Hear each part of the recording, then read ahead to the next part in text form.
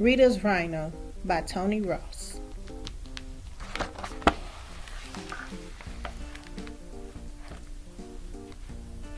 When Rita asked for a pet, her mom said, "No, pets are stinky, greedy things. You have to clean up after them and take them for walks." "I'll do that," said Rita. "Please." "All right," said Mom. "You can have a very little pet."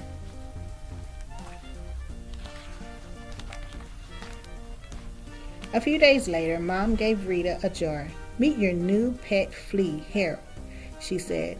"Pooh, I can't even see him," Rita snorted. "Frogs make wonderful pets," said Uncle Eric, handing Rita a tadpole. "Sometimes, if you kiss them, they turn into princes." "I don't want a prince," frowned Rita. "I want a pet."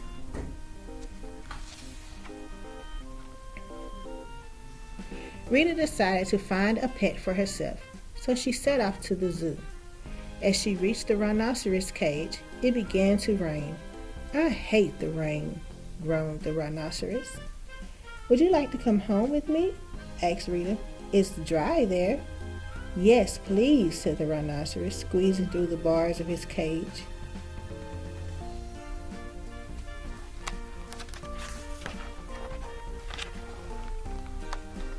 Rita put her hat and coat over the rhinoceros so the zookeeper would not notice, and the two of them walked out of the zoo.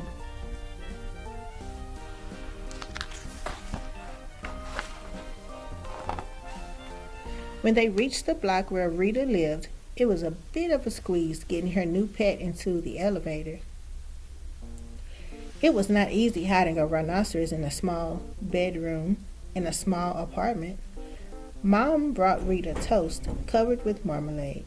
As soon as she left, Rita gave it to her pet. "I don't like toast," said the rhinoceros. "I only eat grass from Africa." "Goodness," said Rita.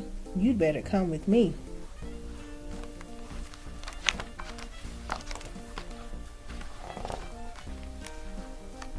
"I only have half a bag of grass from Africa left, and it's very expensive," said the pet shop man. Rita frowned and emptied her purse.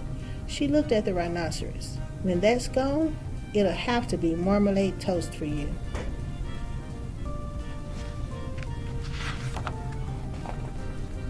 Sometimes Rita began to wish she did not have a pet rhinoceros. She loved him, of course, but it would have been so much better if he were not so large.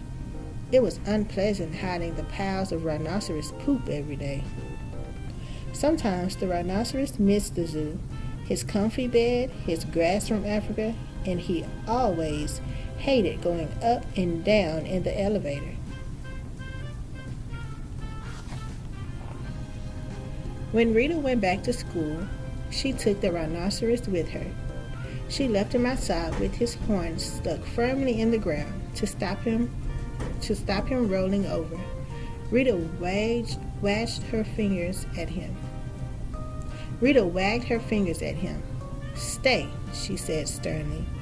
"Is that a rhinoceros?" asked her teacher, who was a bit nearsighted. "No," said Rita. "That's my bouncy castle."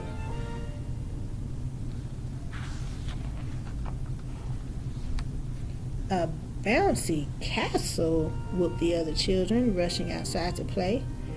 Much as he loved Rita, the rhinoceros decided enough was enough.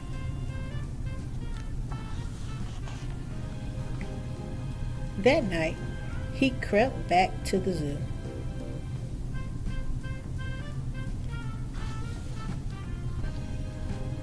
The rhinoceros was happy to be back, but as he lay on his comfy bed and nibbled his grass from Africa, he often thought of Rita. And when he did, he shed a little tear.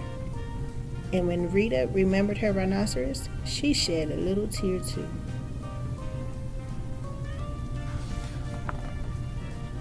But every summer after that, Rita took the rhinoceros to the beach for a few days, and they always had such a great time together that the rhinoceros was quite content to eat seaweed for a change.